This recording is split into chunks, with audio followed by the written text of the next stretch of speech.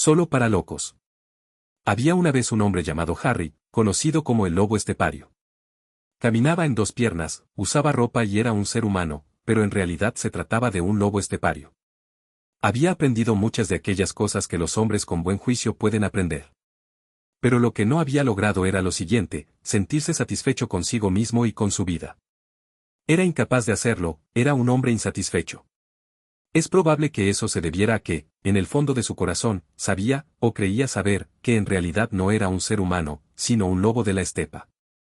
Las personas inteligentes pueden discutir acerca de si era o no un lobo, si alguna vez, quizás antes de nacer, un hechizo lo había convertido de lobo en hombre, si había nacido como ser humano pero provisto del alma de un lobo estepario o si, en cambio, esta idea de que en el fondo era un lobo no era más que una fantasía o una enfermedad suya.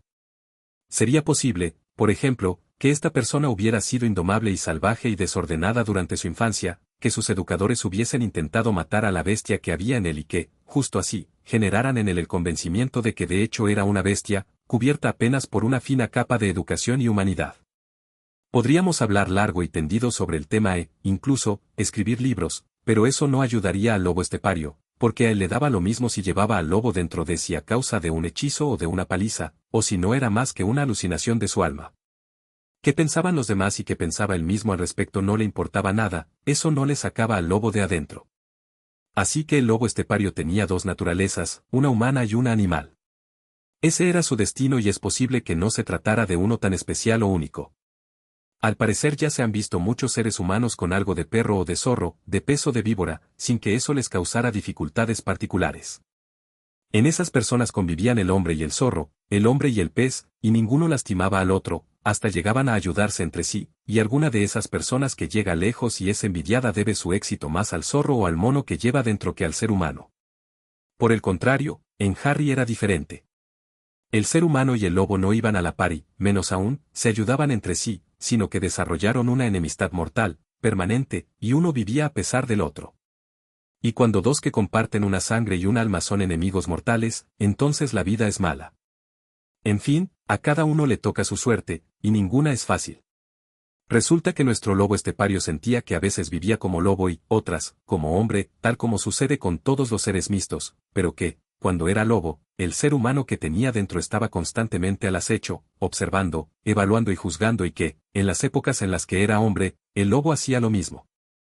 Sí, por ejemplo, Harry como ser humano tenía un pensamiento agradable, una sensación delicada y noble o ganas de llevar a cabo una así llamada buena acción, el lobo mostraba los dientes y reía y señalaba con sarcasmo cruel lo ridículo que se volvía todo ese noble teatro para un animal de la estepa, para un lobo que en sus entrañas sabía muy bien que le gustaba trotar solo por las llanuras, emborracharse con sangre de vez en cuando o perseguir una loba. Y así, desde el punto de vista del lobo, cualquier acción humana se volvía espantosamente cómica y desconcertante, tonta y pretenciosa. Pero sucedía exactamente lo mismo cuando Harry sentía y se comportaba como un lobo, cuando enseñaba sus dientes a otros, cuando experimentaba odio y enemistad mortal hacia todos los hombres y sus modales y costumbres hipócritas y degeneradas. En esos momentos, su parte humana estaba al acecho, observándolo, llamándolo animal y bestia y arruinando toda la alegría de su sana y salvaje esencia lobuna. Así eran las cosas para el lobo estepario y es fácil imaginar que Harry no llevaba una vida cómoda y dichosa.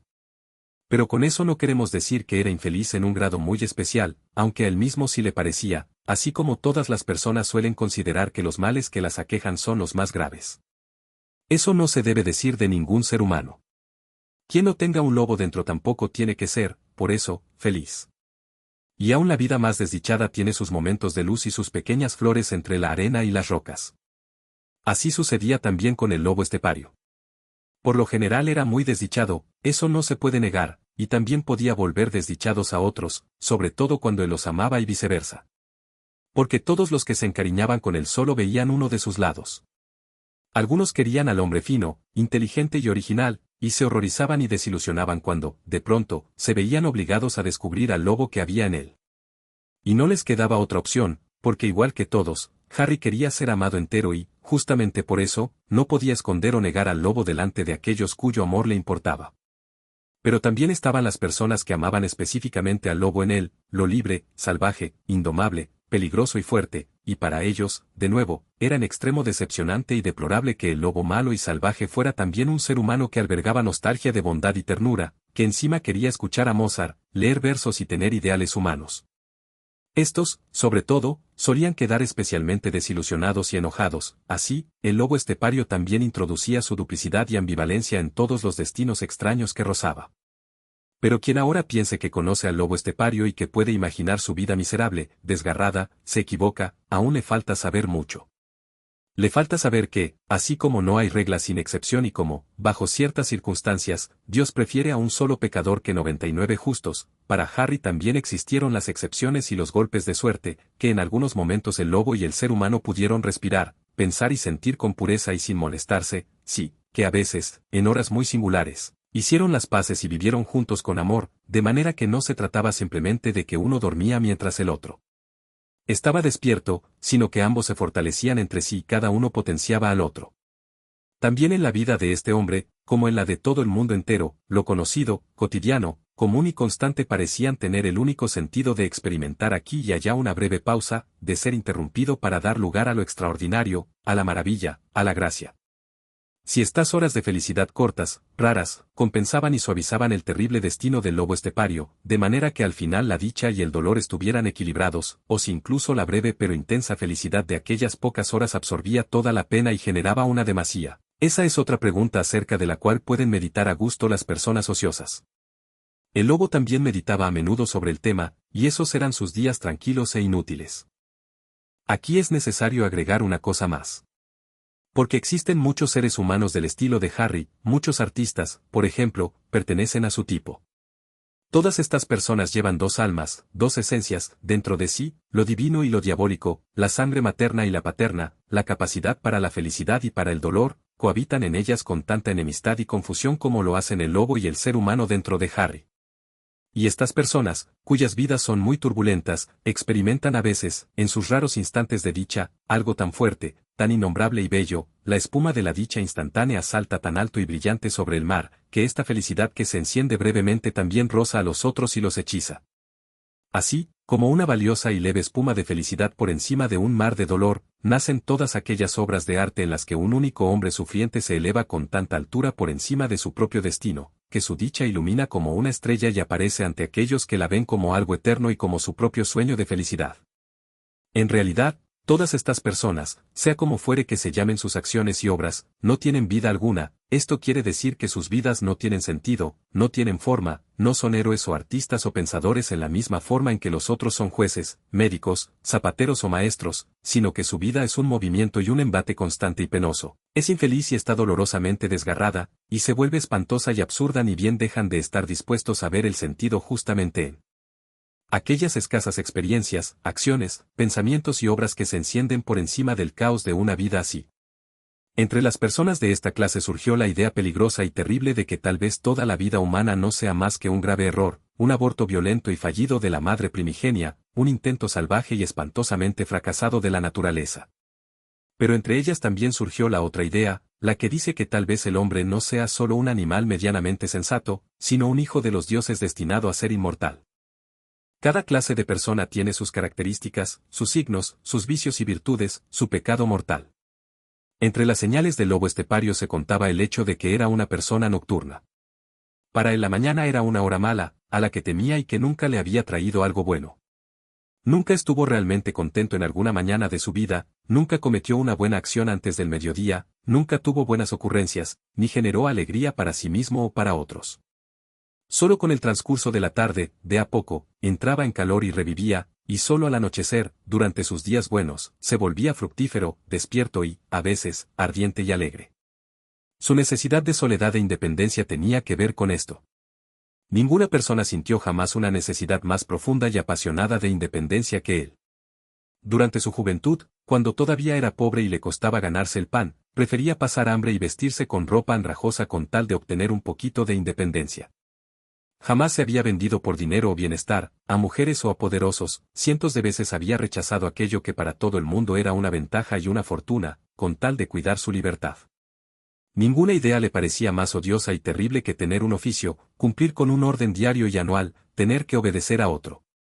Una oficina, un estudio de abogados, una repartición pública le resultaban tan odiosos como la muerte, y lo más horroroso que podía pasarle en un sueño era encontrarse preso en un cuartel. Sabía escaparse de todas esas situaciones, a veces por medio de grandes sacrificios. Esta era su fortaleza, su virtud, en esto era inquebrantable e incorruptible, aquí su carácter se mostraba firme y definido. Pero esta virtud se asociaba estrechamente a un dolor. A él le sucedía lo mismo que a todos, aquello que buscaba y deseaba empecinadamente, desde uno de los impulsos más interiores de su ser, le fue concedido, pero en mayor cantidad de la que resulta buena para una persona. Al principio fue su sueño y su felicidad, luego su amargo destino. El hombre poderoso pierde a manos del poder, el adinerado, a manos del dinero, el sumiso, a manos del servicio, el libertino, a manos del placer. Así fue que al lobo estepario lo arruinó su independencia. Alcanzó su meta, fue cada vez más independiente, nadie podía darle órdenes y él no necesitaba tomar en cuenta a nadie, libre y solo decidía lo que hacía y lo que dejaba de hacer. Porque, inevitablemente, todo hombre fuerte alcanza aquello que su impulso más auténtico le pide buscar. Pero de pronto, en medio de la libertad ganada, Harry notó que su libertad era su muerte, que estaba solo, que el mundo lo dejaba en paz de una manera tenebrosa, que las personas ya no le incumbían, que ya ni él mismo le importaba, que estaba por ahogarse en un aire que, debido a la ausencia de relaciones y a la soledad, se volvía cada vez más enrarecido. Ahora la soledad y la independencia ya no eran su deseo o su meta, sino su suerte, su condena, había formulado su deseo y ya no podía dar vuelta atrás, ya no tenía sentido que estirara sus brazos lleno de nostalgia y buena voluntad y estuviera dispuesto a atarse y vivir en comunidad, ahora los demás lo dejaban solo. Eso no significaba que lo odiaran o que les resultara repugnante. Por el contrario, tenía muchos amigos. Muchas personas lo querían. Pero lo que encontraba no era más que simpatía y amabilidad, recibía invitaciones, regalos, cartas agradables, pero nadie se acercaba, nunca surgía una unión, nadie se sentía dispuesto o capaz de compartir su vida. Lo rodeaba el aire de los solitarios, una atmósfera silenciosa, un desvío para el mundo en torno a él, una incapacidad para las relaciones contra la que ya no podían luchar voluntad ni nostalgia algunas. Esta era una de las características más importantes de su vida. Otra era que pertenecía al grupo de los suicidas. Debe quedar claro que es un error llamar suicidas solo a aquellas personas que realmente se quitan la vida. Entre estas, incluso, hay muchas que se convierten en suicidas casi por casualidad, pero cuya esencia no posee necesariamente la cualidad del suicida. Entre las personas que carecen de personalidad, de carácter fuerte, de destino firme, entre los hombres de la docena y del montón, hay algunos que mueren por mano propia sin que por ello posean las señas y las características del tipo suicida. Por otro lado, entre aquellos que por su esencia forman parte de los suicidas hay muchos, tal vez la mayoría, que de hecho nunca se tocan un pelo. El suicida, y Harry era uno, no necesita vivir en una relación especialmente intensa con la muerte, esto también lo pueden hacer los que no son suicidas. Pero es típico de estos últimos que perciban su yo, no importa si con o sin razón, como un brote particularmente peligroso, incierto y arriesgado de la naturaleza, que se sientan siempre extremadamente expuestos y amenazados, como si se encontraran sobre la saliente más angosta de una roca, en donde un mínimo empujón externo o una ínfima flaqueza interna pudieran hacerlos caer al vacío. El destino de esta clase de personas está marcado por el hecho de que el suicidio sea su forma de muerte más probable, por lo menos en su imaginación. Un requisito para este estado de ánimo, que casi siempre ya se hace visible en la juventud temprana y que acompaña a estos hombres durante toda la vida, no es una energía vital especialmente débil, al contrario, entre los suicidas se pueden encontrar naturalezas llamativamente resistentes, ávidas y también arrojadas. Pero así como hay naturalezas que tienden a levantar fiebre ante la más leve enfermedad, estas que llamamos suicidas, y que son siempre muy perceptivas y sensibles tienden a entregarse intensamente a la fantasía del suicidio ante la más pequeña afección. Si contáramos con una ciencia que poseyera el coraje y el sentido de la responsabilidad de ocuparse del hombre y no solo de los mecanismos de las manifestaciones de la vida, si tuviéramos algo así como una antropología, una psicología, este hecho sería conocido por todos. Lo que estamos diciendo aquí acerca de los suicidas solo se refiere, por supuesto, a la superficie, es psicología, es decir, una parte de la física. Considerada desde el punto de vista metafísico, la cuestión se ve diferente y mucho más clara, porque ante esta mirada los suicidas se nos aparecen como seres aquejados por una sensación de culpa causada por la individuación, como almas cuya meta vital ya no es completarse y formarse a sí mismas, sino deshacerse, volver hacia la madre, hacia Dios, hacia el universo. Gran parte de estas naturalezas son totalmente incapaces de cometer alguna vez el suicidio real, porque reconocieron en profundidad el pecado que implicaría. A pesar de todo, para nosotros son suicidas, porque ven su salvación en la muerte y no en la vida, porque están dispuestos a deshacerse de sí mismos, a entregarse, a disolverse y a regresar al origen. Así como toda fuerza puede convertirse en flaqueza, es más, bajo algunas circunstancias debe hacerlo, también lo opuesto es válido, a menudo el suicida típico transforma su debilidad aparente en potencia y apoyo, sí, lo hace muchas veces. A estos casos pertenece también el de Harry, el lobo estepario.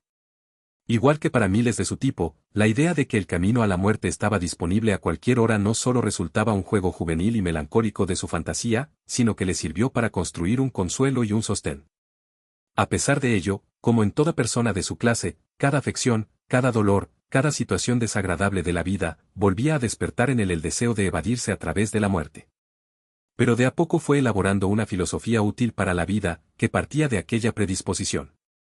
La familiaridad con la idea de que la salida de emergencia estaba siempre abierta le daba fuerzas, le provocaba curiosidad por degustar los dolores y las circunstancias penosas y, si se sentía muy miserable, experimentaba cierta alegría huraña y maliciosa. Siento curiosidad por ver cuánto puede soportar el ser humano. Si alcanzo el límite de lo aguantable, no necesito hacer más que abrir la puerta y escapar. Hay muchos suicidas que obtienen fuerzas extraordinarias gracias a este pensamiento. Por otro lado, los suicidas conocen bien la lucha contra la tentación de matarse. En algún rincón de su alma, todos saben que el suicidio es una escapatoria, pero algo mezquina e ilegítima, y que en el fondo es más hermoso dejarse ganar y doblegar por la vida que por la propia mano. Esta certeza, esta conciencia intranquila cuya fuente es idéntica a la de la conciencia sucia de los onanistas, conduce a la mayoría de los suicidas a una lucha constante en contra de su tentación. Pelean así como el cleptómano pelea contra su pecado. El lobo estepario también conocía de cerca esta lucha, la había llevado a cabo con todo tipo de armas. Finalmente, a una edad que rondaba los 47 años, tuvo una ocurrencia feliz y no carente de humor que solía ponerlo contento. Designó el día de su cumpleaños número 50 como aquel en el que se permitiría el suicidio. Ese día, así lo dispuso consigo mismo, quedaría en libertad de elegir si quería utilizar la vía de emergencia o no, según el humor de la jornada. A partir del momento en que tomó esa decisión, sabía que cualquier cosa que le sucediera, enfermarse, empobrecer, soportar dolor y amargura, era limitada, que como máximo todo podía durar apenas estos pocos años, meses, días, una cifra que cada día se volvía menor. Y de hecho, soportaba con mayor facilidad algunas adversidades que antes lo torturaban por más tiempo y con más profundidad, que incluso lo habían sacudido hasta las raíces. Cuando por alguna razón le iba especialmente mal, cuando al empobrecimiento, la soledad y el salvajismo de su vida se sumaban otras penas o pérdidas, podía decirles a los dolores, esperen. Solo 2 años más y seré yo quien decida. Luego se hundía amorosamente en una fantasía en torno a la mañana del día de su cumpleaños, en la que llegarían cartas y felicitaciones mientras él, seguro de su hoja de afeitar, se despediría de los dolores y cerraría la puerta tras de sí. Que la gota en los huesos, el pesar, el dolor de cabeza y de estómago vieran cómo seguían. No hace falta explicar el fenómeno individual del lobo estepario y, sobre todo, su relación particular con la burguesía, retrotrayendo estos síntomas a sus leyes básicas.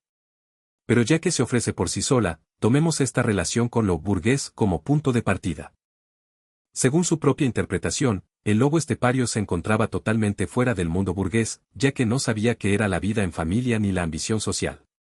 Se sentía un solitario de pies a cabeza, un tipo raro, un ermitaño enfermo, pero a veces también un superdotado, un individuo con condiciones geniales que estaba por encima de las pequeñas normas de las vidas comunes. Despreciaba al burgués a conciencia y se enorgullecía de no pertenecer a ese grupo. Sin embargo, en algunos aspectos vivía de una manera absolutamente burguesa, tenía dinero en el banco y ayudaba a los parientes pobres, se vestía en forma descuidada pero decente y sin llamar la atención, trataba de vivir en paz con la policía, los recaudadores de impuestos y otros poderes similares. Además, una nostalgia fuerte y secreta lo atraía constantemente hacia el pequeño mundo burgués, hacia las casas de familia tranquilas y respetables con sus jardines limpios, sus vestíbulos impecables y su atmósfera sencilla de orden y bienestar. Le gustaba alimentar sus pocos pecados y extravagancias, sentirse como un espécimen raro o un genio, pero, para decirlo de alguna manera, nunca habitaba ni vivía en aquellas provincias de la vida en las que lo burgués ya no existe. No se sentía cómodo en el ambiente de las personas violentas o excluidas ni en el de los criminales o los que estaban fuera de la ley, sino que siempre se quedaba a vivir en la provincia de los burgueses, con cuyas costumbres, reglas y atmósfera mantenía una relación constante, aunque más no fuera las de la oposición y el motín. Había crecido en medio de una educación pequeño burguesa y de esa época le quedaban aún muchos conceptos y patrones. En teoría no tenía el más mínimo reparo contra la prostitución, pero habría sido incapaz de tomarse personalmente en serio a una prostituta y considerarla realmente como un par. Podía amar como a hermanos al infractor político, al revolucionario o al seductor espiritual, a quienes el Estado y la sociedad despreciaban, pero no habría sabido qué hacer con el ladrón, el ratero o el asesino, excepto sentir pena por ellos de una manera bastante burguesa. De esta forma no hacía otra cosa que afirmar y reconocer con una parte de su ser y de sus acciones aquello que con la otra negaba y peleaba. Criado en una casa de burgueses cultivados, con apariencias y costumbres firmes, una parte de su alma había quedado pegada para siempre a los órdenes de ese mundo, aún mucho tiempo después de haberse diferenciado lo más posible de lo burgués y de haberse liberado del contenido del ideal y la creencia burgueses. Pero lo burgués, como una condición perenne del hombre, no es otra cosa que el deseo de una compensación, la búsqueda de un punto medio y equilibrado entre los innumerables extremos y parejas de opuestos que hacen al comportamiento humano. Si tomamos como ejemplo a cualquiera de estas parejas, por caso, la del santo y el libertino, comprenderemos de inmediato la parábola. El hombre tiene la posibilidad de entregarse por completo a lo espiritual, a los intentos de acercarse a lo sagrado, al ideal del santo. A la inversa, también puede ponerse totalmente en manos de los impulsos, los apetitos de los sentidos, y colocar todo su empeño en obtener placeres instantáneos. Un camino lleva al santo, al mártir del espíritu, a la disolución en Dios. El otro conduce hacia el libertino, el mártir de los impulsos, la disolución en la putrefacción. El burgués intenta vivir en un punto medio y controlado entre ambos. Nunca se disolverá o se entregará al éxtasis ni al ascetismo, no será mártir ni aceptará ser destruido. Por el contrario, su ideal no es la entrega, sino la conservación del yo, su búsqueda no se dirige hacia la santidad ni a su opuesto, él no soporta la incondicionalidad. Quiere servir a Dios, pero también al éxtasis, quiere ser virtuoso, pero también pasarla bien y estar cómodo sobre la tierra. En síntesis, intenta asentarse en el medio, entre los extremos, en una zona templada y saludable sin tormentas o temporales violentos, y lo logra a costa de la intensidad vital que otorga la vida dedicada a lo incondicional y a lo extremo. Vivir intensamente es algo que solo se puede hacer pagando con el yo. Pero para el burgués nada es más valioso que el yo, aunque se trate de un yo desarrollado de una manera muy rudimentaria. A costa de la intensidad, entonces, obtiene la conservación y la seguridad, en lugar de la obsesión con Dios, gana paz de conciencia, en lugar de placer, bienestar, en lugar de libertad, comodidad, en lugar de un fervor mortal, una temperatura agradable. Por eso, siguiendo su propia esencia, el burgués es una criatura de impulsos vitales débiles, miedosa, temerosa de cualquier sacrificio de sí misma, fácil de dominar. Por eso colocó en lugar del poder a la mayoría, en lugar de la violencia a la ley, en lugar de la responsabilidad al sistema de votación. Está claro que, a pesar de existir en un número tan grande, estos seres débiles y miedosos no pueden subsistir por mucho tiempo y que, dadas sus cualidades, no podrían jugar otro papel en el mundo que el de un rebaño de ovejas entre lobos en libertad. A pesar de ello vemos que, aun cuando en las épocas en las que rige naturalezas muy fuertes el burgués no tarda en ser aplastado contra la pared, nunca se hunde, a veces hasta parece dominar al mundo. ¿Cómo es posible? Ni la gran cantidad que compone al rebaño, ni la virtud, ni el common sense, ni la organización son suficientemente fuertes como para salvarlos del ocaso. No hay medicina en el mundo que pueda mantener vivo a un ser cuya intensidad vital se encuentra tan debilitada desde el principio. Y sin embargo, la burguesía persiste, está fuerte y florece, ¿por qué? La respuesta es la siguiente, gracias a los lobos esteparios. De hecho, la potencia vital de la burguesía no surge de las características de sus miembros normales, sino de las de los outsiders, que existen en cantidades llamativas y que, gracias a la vaguedad y la elasticidad que caracterizan a los ideales de los burgueses, estos logran incluir. La burguesía siempre cuenta con una cantidad importante de naturalezas fuertes y salvajes. Harry, nuestro lobo estepario, es un ejemplo típico. Él, que se desarrolló como individuo mucho más allá de la medida burguesa, él, que conoce tanto el placer de la meditación como las alegrías tenebrosas del odio hacia los demás y hacia sí mismo, él, que desprecia la ley, la virtud y el sentido común, es, a pesar de todo, un prisionero de la burguesía y no puede escapar. Y es así como en torno a la masa de burgueses auténticos se depositan muchas miles de almas e inteligencias que superan a la burguesía y que estarían destinadas a una vida sin condiciones, pero que, debido a sentimientos provenientes de la infancia, le siguen perteneciendo y se contagiaron un poco de su debilidad en la intensidad vital, que de alguna manera persisten en la burguesía y siguen sujetos a ella, responsables y serviciales. Porque para la burguesía vale el principio inverso de los grandes: quien no está en contra de mí está a mi favor. Si, en consecuencia, examinamos el alma del lobo estepario, podemos comprobar que ya solo el alto grado de individuación lo determina como no burgués, porque toda individuación exagerada se vuelve en contra del yo y se inclina de nuevo hacia su destrucción.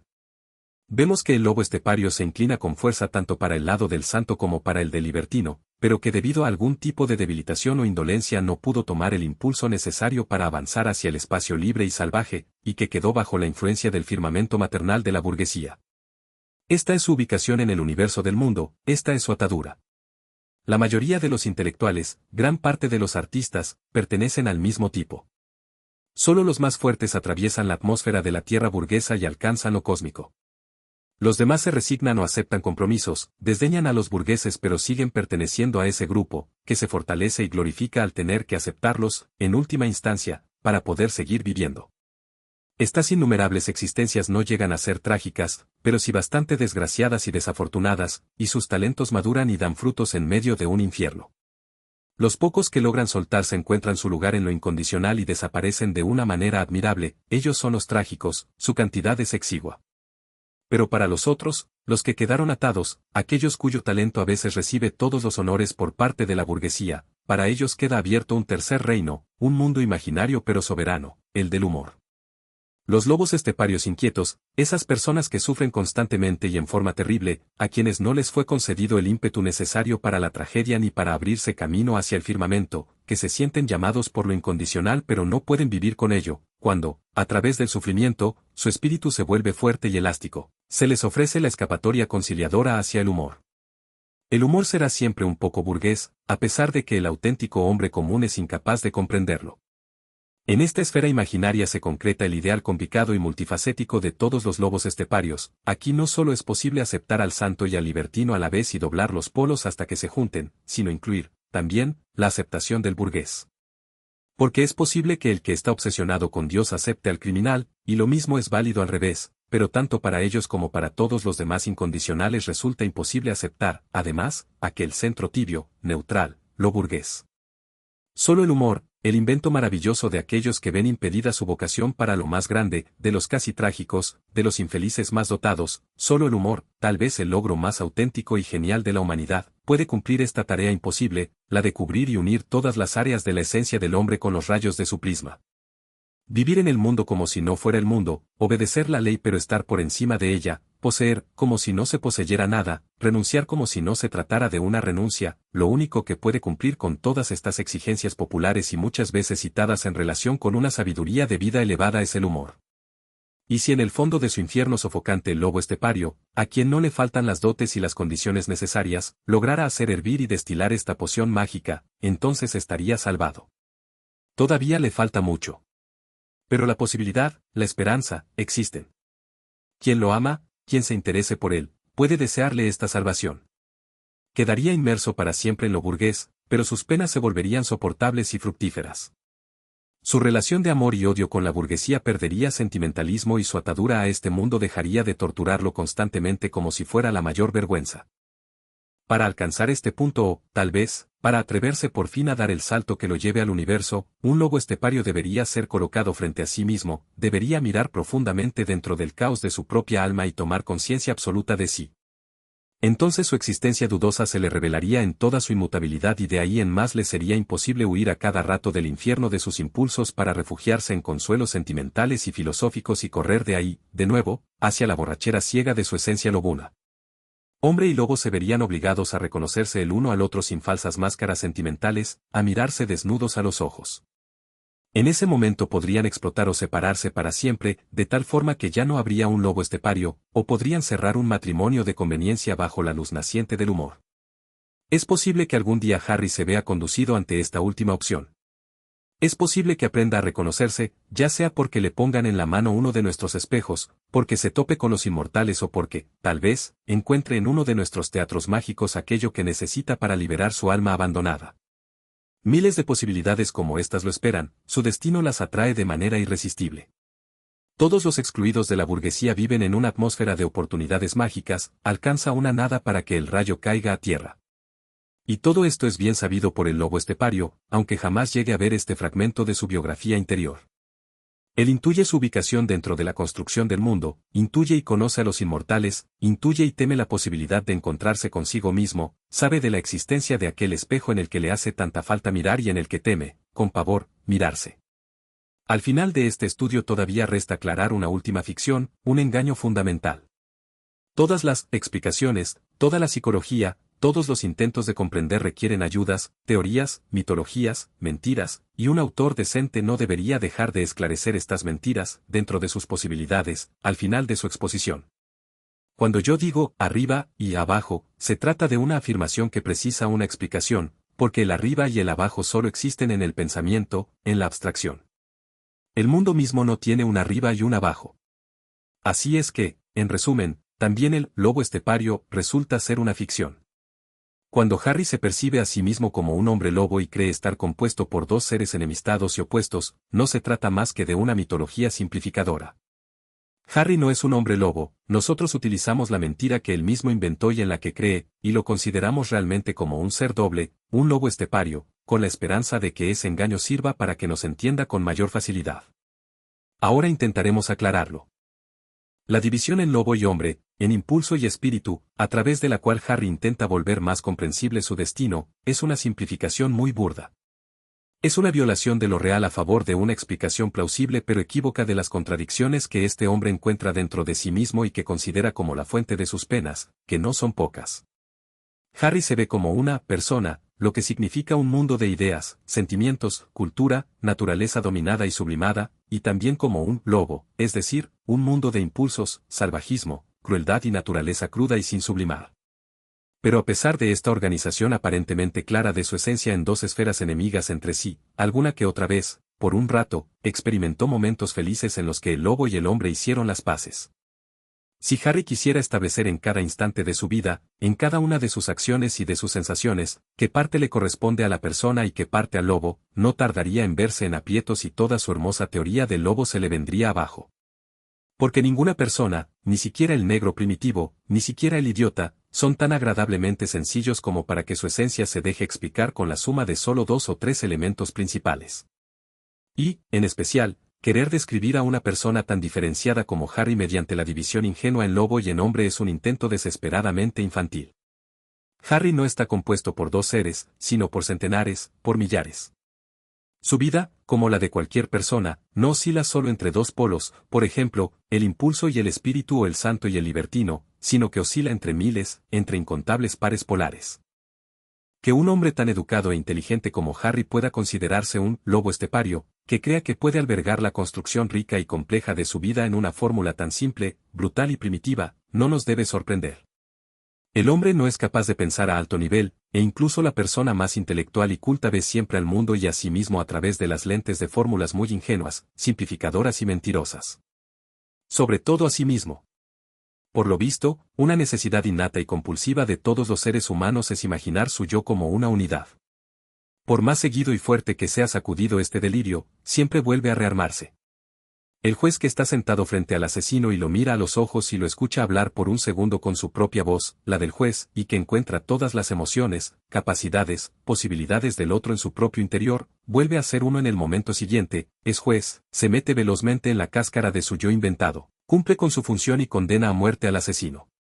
Y si algunas almas especialmente dotadas y con una organización muy delicada comienzan a percibir la sensación de esta multiplicidad, si, como todo genio, atraviesan el delirio de la unidad de la persona y se perciben como multifacéticas, como un atado compuesto por varios yous, alcanza con que intenten expresarlo para que la mayoría los encierre, pida auxilio a la ciencia, constate su esquizofrenia y proteja a la humanidad de tener que oír el grito de la verdad a través de esas bocas.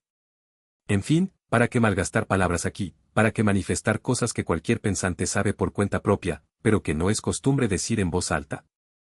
Por lo tanto, si una persona solo da el paso de expandir la vana unidad del yo a una duplicidad, ya es casi un genio, sin dudas, por lo menos, es una excepción extraña e interesante.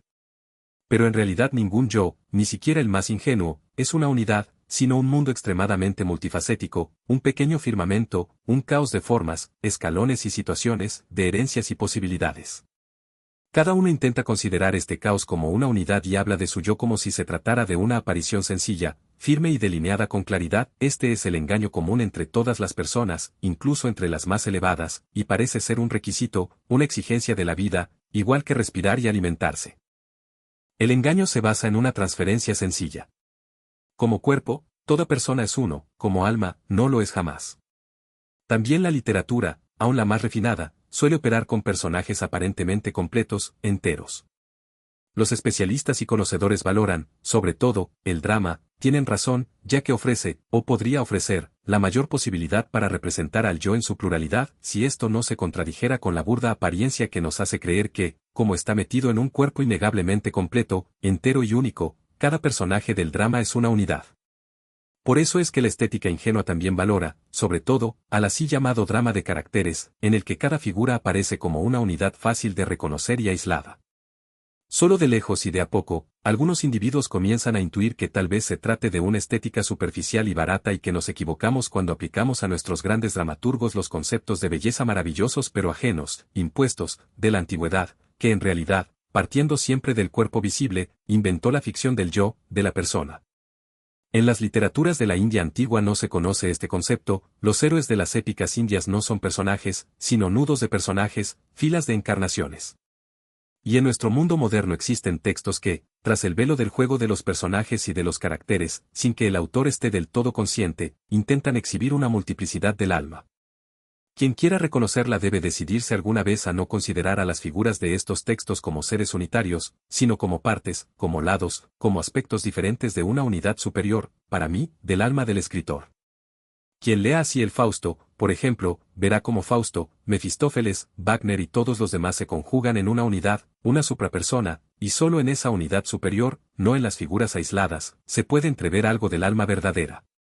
Cuando Fausto exclama la frase tan famosa entre los maestros de escuela y admirada con estremecimiento por parte de los burgueses, dos almas viven, en mi pecho, está olvidando a Mefistófeles y a un montón de otras almas que también lleva en su pecho.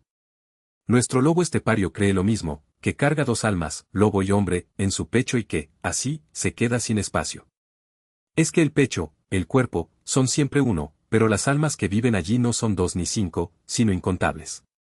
El hombre es una cebolla compuesta por centenares de capas, un tejido fabricado con una cantidad infinita de hilos. Los antiguos asiáticos se habían dado cuenta y conocían muy bien este estado de las cosas. El yoga budista inventó una técnica exitosa para desenmascarar la ilusión de la personalidad. El juego de la humanidad es divertido y múltiple, el engaño que la India se esforzó tanto por descubrir a lo largo de miles de años es el mismo por cuyo apoyo y fortalecimiento se desgañitó Occidente. Si observamos al lobo estepario desde este punto de vista, comprendemos por qué sufre tanto de su ridícula duplicidad. Él cree, igual que Fausto, que dos almas ya son demasiadas para un solo pecho y que éste se le terminará desgarrando. Pero al contrario, son muy pocas, y Harry ejerce una violencia terrible contra su pobre alma cuando intenta aprenderla con una imagen tan primitiva. A pesar de ser un hombre extremadamente culto, Harry se comporta como un salvaje que no sabe contar más que hasta 2. Llama a una parte suya hombre, a la otra lobo, y cree que con eso llegó al final y agotó sus posibilidades. Llena al hombre de todo lo espiritual, sublimado o más o menos cultivado que encuentra dentro de sí, y al lobo de todo lo impulsivo, salvaje y caótico. Pero la vida no es tan simple como nuestros pensamientos, tan burda como nuestro pobre lenguaje de idiotas, y Harry se engaña el doble cuando utiliza este tosco método de lobo.